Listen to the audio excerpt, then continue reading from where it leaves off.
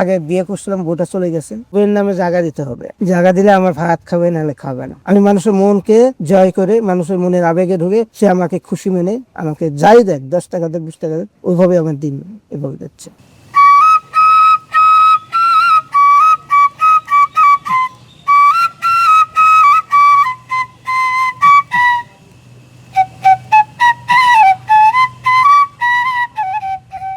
আমার কাহিনী হলো, আমি মেলাতে গিয়েছিলাম। মেলাতে আমি একটা বাঁশি কিনলাম। আমার বাঁশি টাশি কিনে আমার এলাকার মানুষ বাঁশি বাজাতো। গরমের সময়, গরমের দিন আসতো, সে আমি বাঁশি বাজাতাম। আমি পারতাম না। সেমন আমি কোথায় ওস্তাদের বাড়ি, কোথায় কোন জায়গায় বাড়ি গেলাম, ওস্তাদ আমাকে সেইগুলো চিন্তা আমাকে অনেক দাঁড়াতে আমি এতটুকুই আসছি। তাছাড়া আমি টাকা ইনকাম করতে পারতাম না। অনেক আমাকে বাঁশি বাজনা শিখালো। অনার বাজছিলাম 3 বছর, রাত দিন কখন আসবে আমার ওস্তাদ, আসলে আমাকে শিখাবে। সে নিয়ে আমাকে শিখালো। শেখানোর পরে আস্তে আস্তে ওনার বাড়িতে আসতাম, ওনার সাথেও চলে যেতাম, মেলাতে যেতাম, ওনার বাঁশি বিক্রি করে দিতাম। 3 বছর ওনার কাছে ট্রেনিং দিছি। 3টা বছর, খালি এক ওস্তাদ না, আরো 3 জন 4 জন আছে। সবাই তো সবকিছু দিতে পারে না। ওর থেকে নিয়ে শিখলাম। শেখার পরে আমি বাজারে আসছি, এবার বসে থেকে বাঁশি বাজতাম। কারো কাছে কোনো চালতাম না, ভাই আমাকে 10 টাকা পেয়ে। আমার ওস্তাদের কাছে আসতাম, আসার পরে আমার ওস্তাদ বলতো, তাহলে তুমি এখন তোমার রাস্তা তুমি নাও।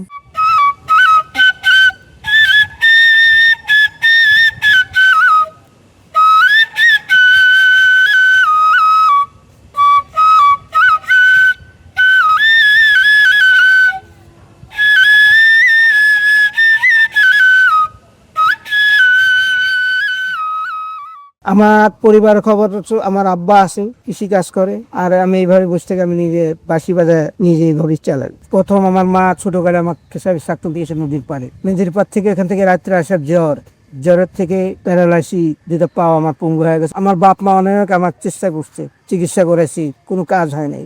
বাহিরে কোনো আসতাম না, এলাকাতেই বাড়িতেই থাকতাম। থাকার পরে আসার পরে আমার বাপ মা কি করবে, চিকিৎসা বন্ধ করে দিচ্ছে। আমি এভাবে মেলা বছর কষ্ট করছি, গাড়ি ছাড়া কিছু ছিল আমার, বাজারে আসতে পারতাম না, যাইতে পারতাম না। সেখানে আমার বিয়ারিং এর গাড়ি, আমার ছোটবেলায় আমার এটাই প্রথম আমি 3 চাকার গাড়ি বানিয়েছি। বানানোর পরে আমি এইভাবে চালাইতাম, 12-13 বছর চালাতাম। চালার পর আমার বাড়ির পাশের একজন, মানে হরিশপুর বাড়ি, তিনি মেশনে আমাকে নিয়ে গেছিল অনেকে পাও লাগানোর জন্য।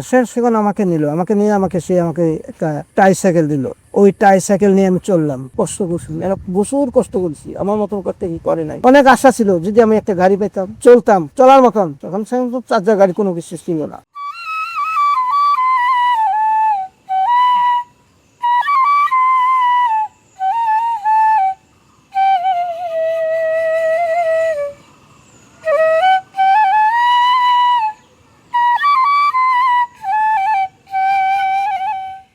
তারপরে আমার এই সাইকেলটা একজন আমাকে টাকা দিছিল, কোনো একটা গাড়ি করো। আমি গেছি দীঘাপতি একজন মিস্ত্রির কাছে, ভাই আমার একটা গাড়ি করে দেন, এত টাকা লাগবে। তবে গাড়িটা করলাম, গাড়িটা করে চালায় আয় রোজগারের ভাবে আমি বাঁশিটা বাজায় আমি চলতাম আমার জীবনের ভিতরেই। এটা কিছুদিন আগে আমি একজনকে বলছি, ভাই আমার তো চলার মতন রাস্তা নাই, আমি কিভাবে চলবো, আমি কোথাও যাইতে পারি না, আমার গাড়ির ভেতর দিয়ে দাঁড়ান হয়ে গেছে। একজনের কাছে বলার পরও আমার কোনো কাজ হলো না। আমি প্রতিবন্ধীর ভাতা পাইতাম, 3 মাস পর টাকা পাতাম। ওই টাকা যদি আমার হয় না, ভাতা যখন পাইতাম, যে এই টাকাটা আমি থুতাম। আমার হাঁস মুরগি ছিল, ওগুলো মারা গেছে। আমি একটা দোকান ছিল, আমার একজন দিছিল মানবতা স্টোর থেকে, ওরাই করে দিছ।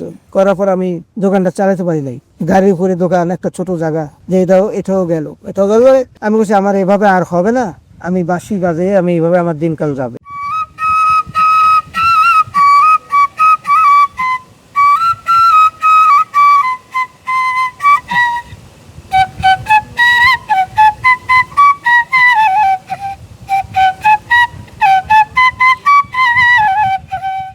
আগে বিয়ে করছিলাম, বউটা চলে গেছে, বউয়ের নামে জায়গা দিতে হবে। জায়গা দিলে আমার ভাত খাবে, নাহলে খাবে না। একটা হবল বাড়িতে বিয়ে করছিলাম। মেয়েটা কিন্তু ভালো, চাচতো ভাই আর আমার প্রতিবাসী আরো আছে, আমার আত্মীয় স্বজন, তারা জোর করে বিয়েটা করেছিল।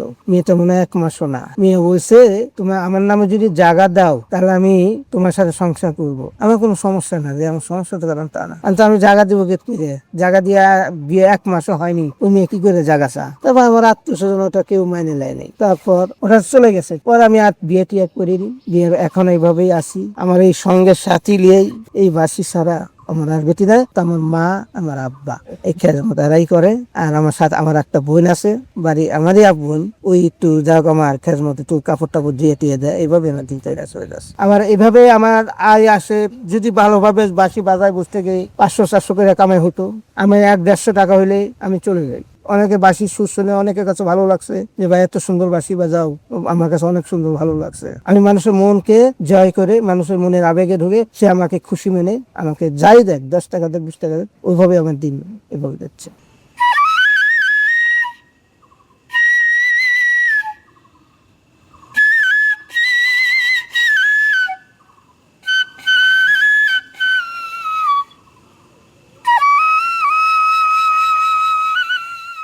আমি স্কুলে গেছিলাম, আমার স্কুলে প্রথম আমার কান্দে করে মানুষ নিয়ে গেছিল। সে সময় রাস্তা কাঁচা ছিল, যেতে পারি না, স্কুল গেছিলাম 1 মাস। আমার স্যার বলছে তুমি আর স্কুলে আসো না। তো বাড়িতে একটু লেখাপড়া করছি ছোটখাটো, সেও সরে থেকে, সেখানে আমি ছোট, পর থেকে আমি বাদ দিয়ে দিছি। আমি এইভাবে স্কুলে যাইতে পারি যে, বাপ মা চেষ্টা করছিল, আমি পারিনি। স্কুলে যাওয়ার মতো পরিস্থিতি নাই, কিভাবে যাবে? 6 মাস গেলে 6 মাস বর্ষাকাল যেতে পারি না। আমার আশা ছিল আমি লেখাপড়া করার জন্য, কোনো আমার সম্ভব হয়নি। বাড়ির সাথে স্কুল হবে, তাও আমার পক্ষে সম্ভব না। আমার কিন্তু এটা মনে পড়ে যে আমি একটা প্রতিবন্ধী, আসলে না, আল্লাহর রহমতে। আমি মনে হচ্ছে মানুষের দ্বারা আপনি যেভাবে আপনার হাইটে যাচ্ছেন, আমি হাইটে যাচ্ছি, আরেকজন পাশে হাইটে যাচ্ছি, আমি তার সাথে যাচ্ছি, আমার কাছে কোনো খারাপ লাগতেছে না। আসলেই আমার কোনো খারাপ লাগতেছে না। এই বাসি দিয়ে আমার কর্ম, এইভাবে আমার দিনকাল যাচ্ছে। আমার ভবিষ্যতে কোনো স্বপ্ন নাই। আমার কি স্বপ্ন? আমার স্বপ্ন দেখার মতন তো কিছু আমার চোখে ভাসে না। আমি একটা প্রতিবন্ধী, আমি কি স্বপ্ন দেখবো? আমার এইভাবে দিন যাবে।